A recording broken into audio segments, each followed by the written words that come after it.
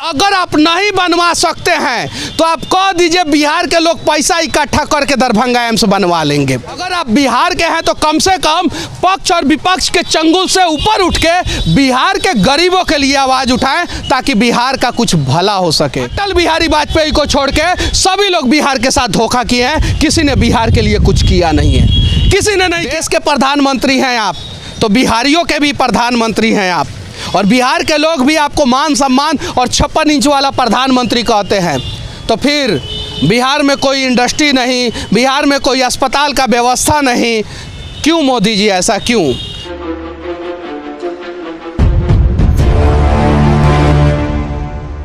देश के यशस्वी प्रधानमंत्री श्री नरेंद्र दामोदर दास मोदी जी, आप बिहार के गरीब लोगों से कितना ज़्यादा प्यार करते हैं उसका जीता जागता आज उदाहरण मैं आपको देने जा रहा हूं।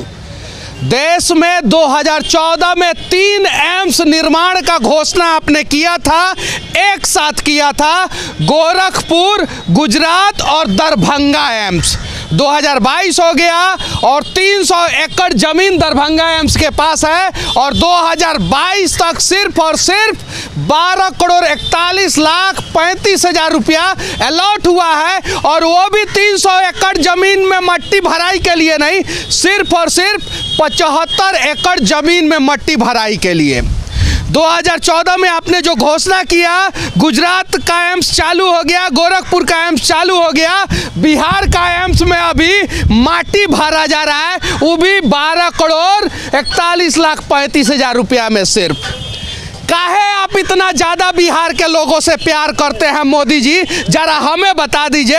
आप गुजरात से जब चल के आए थे तो बिहार के लोग सबसे ज़्यादा प्यार दिए थे, और इसी बिहार में आपने कहा था कि बिहार की माताओं बहनों के वजह से हम जीते हैं चुनाव, प्रधानमंत्री बने हैं। और 2015 में चुनाव लड़ने के दौरान 1,60,000 करोड़ का आर्थिक पैकेज बिहार के लिए घोषणा किया था, उसमें से 60,000 करोड़ भी आपने नहीं दिया है। मतलब बिहार के लोग इतने ज़्यादा भोले भाले हैं, जातिवाद में उलझे हुए लोग हैं कि इन्हें इन सब चीज़ों से मतलब ही नहीं है। आपको भी ये बात पता है। अगर होता तो सवाल होता कि एक साथ गोरखपुर और गुजरात में एम्स चालू हो गया और बिहार का दरभंगा का एम्स अभी तक क्यों नहीं चालू हुआ। 300 एकड़ जमीन है दरभंगा एम्स के पास, जमीन की कहीं कोई कमी नहीं है, सिर्फ और सिर्फ दृढ़ इच्छा शक्ति की कमी है। और बिहार के लोग गरीब नहीं है क्या? बिहार के लोग बीमार नहीं होते क्या? बिहार के लोग दिल्ली एम्स में क्यों जाते हैं? अरविंद केजरीवाल फिर बिहार के लोगों का इंसल्ट दिल्ली एम्स में क्यों करता है? क्योंकि जो एम्स दरभंगा में बनना चाहिए उसे आप बनवाते नहीं हैं, ये कारण है। ये अभी बन के तैयार हो जाना चाहिए, और उसके अलावा 2 एम्स बिहार में और बनना चाहिए, एक सीमांचल क्षेत्र में और एक चंपारण क्षेत्र में।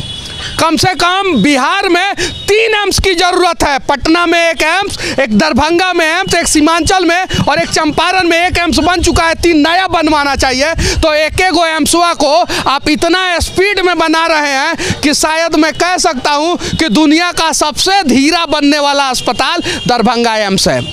हालांकि कुछ लोग यहाँ पे मोदी के समर्थक होंगे, कुछ लोग मोदी के विरोधी होंगे, फर्क नहीं पड़ता है मोदी जी, लेकिन जितना प्यार बिहार के लोगों ने आपको दिया है ना, देखिए वो माँ हैं, ये रिक्शा वाले हैं, ये गरीब लोग हैं, इन लोगों को भी उम्मीद है कि एक एम्स अगर यहाँ पे बन जाएगा तो अच्छा इलाज के लिए हमें बाहर नहीं जाना होगा, अच्छा इलाज यहीं पे हो जाएगा।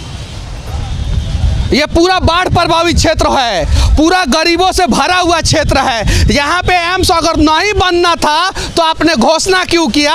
अगर बनाना था तो इतना धीरे क्यों बना रहे हैं? एक आंख नहीं, दोनों आंख बिहारियों के प्रति आप क्यों बंद कर लेते हैं मोदी जी? देश के प्रधानमंत्री हैं आप तो बिहारियों के भी प्रधानमंत्री हैं आप, और बिहार के लोग भी आपको मान सम्मान और 56 इंच वाला प्रधानमंत्री कहते हैं। तो फिर बिहार में कोई इंडस्ट्री नहीं, बिहार में कोई अस्पताल का व्यवस्था नहीं, क्यों मोदी जी ऐसा क्यों? बिहार सरकार से हम सवाल कर कर के थक चुके हैं। केंद्र सरकार अगर 2014 का चुनाव दरभंगा एम्स से जीत सकता है, 2015 का विधानसभा दरभंगा एम्स के मुद्दे पे जीत सकता है, 2019 का लोकसभा चुनाव दरभंगा एम्स के मुद्दे पे जीत सकता है, 2020 का विधानसभा चुनाव दरभंगा एम्स के मुद्दे पे जीत सकता है। अब का 75 साल और जीतिएगा एक एक मुद्दा पे, कम से कम एक दरभंगा एम्स बनवा दीजिए ना मोदी जी। और अगर आप नहीं बनवा सकते हैं तो आप कह दीजिए बिहार के लोग पैसा इकट्ठा करके दरभंगा एम्स बनवा लेंगे, दावे के साथ मैं कहता हूं।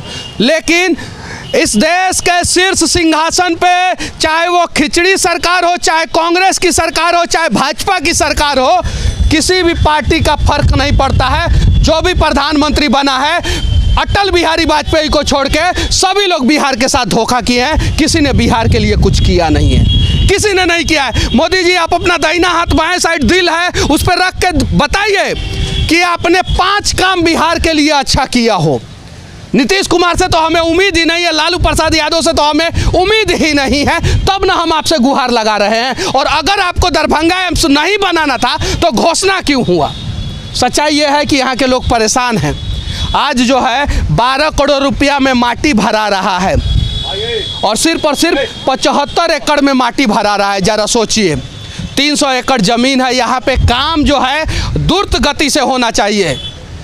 अहमदाबाद से मुंबई जाने के लिए अब बुलेट ट्रेन जापान के मदद से बनवा रहे हैं मोदी जी आप, जबकि अहमदाबाद से मुंबई बुलेट ट्रेन चले ना चले, बुलेट ट्रेन का किराया हवाई जहाज से ज़्यादा है, लोग हवाई जहाज से चले जाएंगे। लेकिन बिहार के लोग पैसा के बिना मर जाते हैं मोदी जी।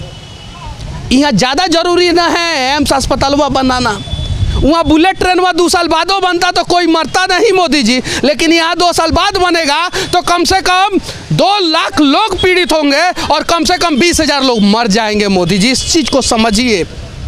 बड़े परेशान है बिहार के लोग, इनको आपसे कुछ नहीं चाहिए, बस इनको इनका हक दे दीजिए, यही काफ़ी है। हमारे बिहार से जितना टैक्स जाता है, हमारे बिहार के लोग जितना मेहनत मजदूरी करते हैं, उनका मजदूराना आप दे दीजिए मोदी जी। और देश के सभी नेता काफ़ी है हम बिहार के लिए, हम बिहार को बना लेंगे।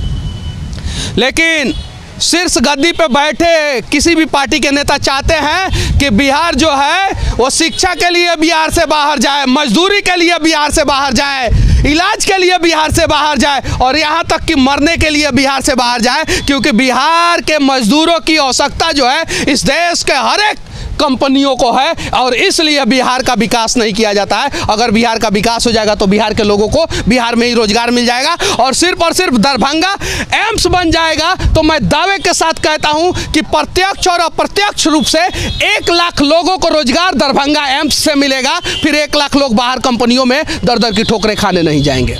ये है सच्चाई। मेरी बातें हालांकि बहुत सारे लोगों को कड़वी लग सकती है, फर्क नहीं पड़ता, लेकिन अगर आप बिहार के हैं तो कम से कम पक्ष और विपक्ष के चंगुल से ऊपर उठ के बिहार के गरीबों के लिए आवाज़ उठाएं ताकि बिहार का कुछ भला हो सके। आप भाजपा के तरफ खड़े हो जाते हैं, कांग्रेस के तरफ खड़े हो जाते हैं, जदयू के तरफ खड़े हो जाते हैं, आरजेडी के तरफ खड़े होते हैं। हमारा बिहार मर रहा है, डूब रहा है, परेशान है, बिहार के तरफ बिहारी है तो क्यों नहीं खड़े होते हैं और क्यों नहीं निष्पक्षता के साथ बिहार के लिए आवाज़ उठाते हैं। हमें नहीं चाहिए तुम्हारा भीख, हमें हमारा हक दे दो, हमें हमारा अधिकार दे दो। वरना महाभारत का वो लाइन याद दिला देंगे हम लोग भी कि दे दो सिर्फ 5 ग्राम, रखो अपनी धरती तमाम। और दुर्योधन वो भी दे न सका, आशीष समाज का ले न सका। हमें सिर्फ और सिर्फ विकास दे दो देश के नेताओं। अगर विकास नहीं दोगे तो भीषण हुंकार होगा और रण होगा और हम लोग अपना अधिकार छीन लेंगे। बशर्ते हम लोग सोए हुए हैं, जिस दिन जग जाएंगे उस दिन फिर से बिहार वही चंद्रगुप्त मौर्य का, सम्राट अशोक का बिहार बन जाएगा, वही समृद्ध बिहार बन जाएगा और वही खुशहाल बिहार बन जाएगा। वही अखंड भारत की राजधानी पाटलिपुत्रा हुआ करती थी, वैसे ही पाटलिपुत्रा और पूरा बिहार जो है समृद्ध हो जाएगा। इसके लिए बिहार के सभी पढ़े लिखे बुद्धिजीवी लोगों से विनती है कि आप लोग भी लॉजिकली तरीके से अब किसी भी पार्टी के समर्थक है, फ़र्क नहीं पड़ता, कम से कम बिहार के हक के लिए आवाज़ उठाए ताकि बिहारियों का भला हो सके, बिहार के गरीबों का भला हो सके। और बिहार के लोगों से खासकर एक विनती है कि जातिवाद नामक जहर जो हमारे दिमाग पे घर कर चुका है उसे निकाले, क्योंकि बिहार में हर एक जाति का बच्चा मर रहा है, हर एक जाति के लोगों को बाहर रोजगार के लिए जाना पड़ रहा है, हर एक जाति के बच्चे जो है बाहर पढ़ने के लिए जा रहे हैं और हर जाति बिहार में परेशान है। तो फिर जाति में बांट के जो है बिहार के नेता हमारे साथ जो कर रहे हैं वही काम तो अंग्रेज करते थे। हमें अलग अलग पार्टियों में, अलग अलग राज्यों में, अलग अलग जगहों पे बांट के फूट डालो, शासन करो। इतिहास के पन्नों से अगर हमने नहीं सीखा ना तो फिर दुनिया का सबसे बर्बाद राज बिहार और बर्बाद हो जाएगा। हो सके तो इसे आगे बढ़ाने का प्रयास किया जाए। बाकी हमारा ये प्रयास कैसा लगा कमेंट करके ज़रूर बताना। और मेरी बातें बहुत सारे लोग सुन रहे हैं, उम्मीद है कि कम से कम इसमें से एक आदमी ज़रूर निष्पक्ष होके, किसी भी पार्टी के तरफ नहीं होके, किसी भी जाति के तरफ नहीं होके अपने बिहार के लिए आवाज़ उठाएगा। यही मैं समझूंगा कि मेरा वीडियो बनाने का प्रयास सफल हुआ। जय हिंद।